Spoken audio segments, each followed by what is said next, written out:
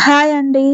గోధుమ పిండి, పెరుగుతో ఇలా ఫ్లవర్ లాగా స్నాక్స్ అనేది చేసుకోవచ్చు. చాలా ఈజీగా 10 మినిట్స్‌లో రెడీ అయిపోతుంది.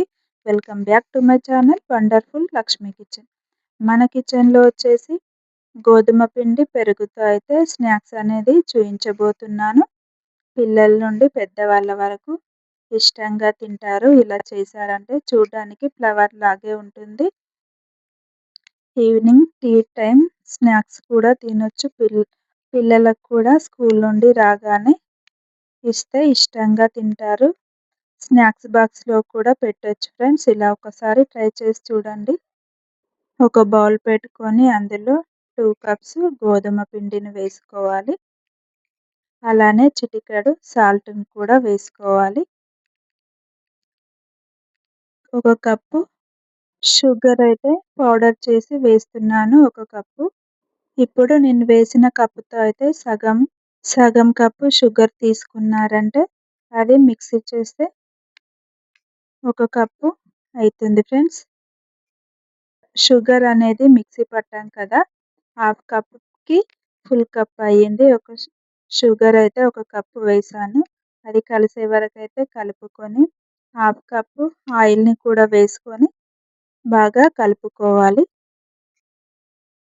ఇలా మంచిగా కలుపుకుంటే పిండి అనేది చాలా బాగొస్తుంది స్నాక్స్ అనేది. ఇలా ఆయిల్ పోసాక బాగా మిక్స్ చేసుకోవాలి. ఇలా పొడి కాకుండా ఇలా పడితే ముద్దలా రావాలి. మంచిగా కలుపుకోవాలి. ఇలా ముద్దలా వచ్చిన తర్వాత అయితే ఒక కప్పు పెరుగును కూడా వేసుకోవాలి. తియ్యటి పెరుగు అనేది వేసుకోవాలి. ఇలా కలుపుకోవాలి. పెరుగేసిన తర్వాత అయితే ఇలా ముద్దలా చేసుకొని 10 మినిట్స్ పక్కన పెట్టుకోవాలి.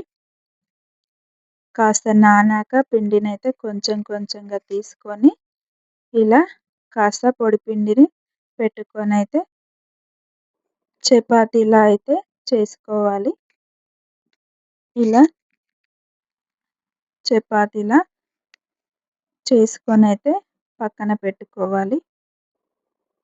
ఇలా చపాతీ చేసుకొనైతే బాటిల్ మూత తీసుకొని ఇలా రౌండ్‌గా కట్ చేసుకోవాలి. బాటిల్ మూతతో చాలా బాగా వస్తుంది. ఈ విధంగా అయితే కట్ చేసుకోవాలి. కట్ చేసుకున్న రౌండ్స్ నుంచుకొని ఈ వేస్టేజ్ ఉంటుంది కదా! ఇలా తీసేసుకోవాలి మెల్లగా. పక్కన పెట్టుకోవాలి. ఈ వేస్టేజి మరొక చపాతీలా చేసుకోవాలి.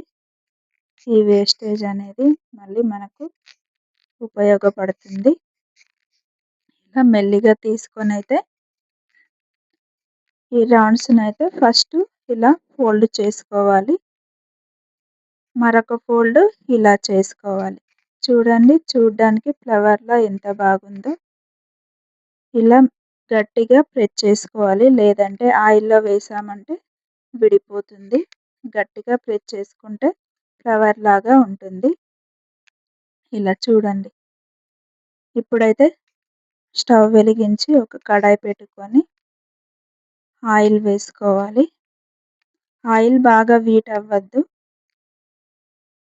లో ఫ్లేమ్‌లోనే ఆ ఫ్లవర్స్‌నైతే డీప్ ఫ్రై చేసుకోవాలి. ఇలా వేసేటప్పుడు కూడా నెమ్మదిగా వేసుకోవాలి. లో ఫ్లేమ్ మీద అయితే చాలా మంచిగా ఫ్రై అయితాయి. ఇదిగో చూడండి. లో ఫ్లేమ్‌లోనే వేయించుకోవాలి. ఇలా ప్రెస్సింగ్ అనేది కరెక్ట్‌గా చేయకపోతే మధ్య మధ్యలో ఊడిపోతాయి. ప్రెస్సింగ్ అనేది బాగా చేసుకోవాలి. పిల్లలు స్కూల్ నుండి రాగానే ఒక్కసారి ఇచ్చారంటే ఇష్టంగా తింటారు. అలానే స్నాక్స్ బాక్స్‌లో కూడా పెట్టేయొచ్చు.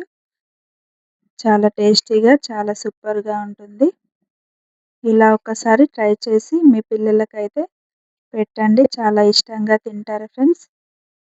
మన ఛానల్ ఫస్ట్ టైం చూస్తున్నట్టే లైక్ చేయండి, షేర్ చేయండి, సబ్స్క్రైబ్ చేయండి ఫ్రెండ్స్. మరిన్ని వీడియోస్ కోసం మన ఛానల్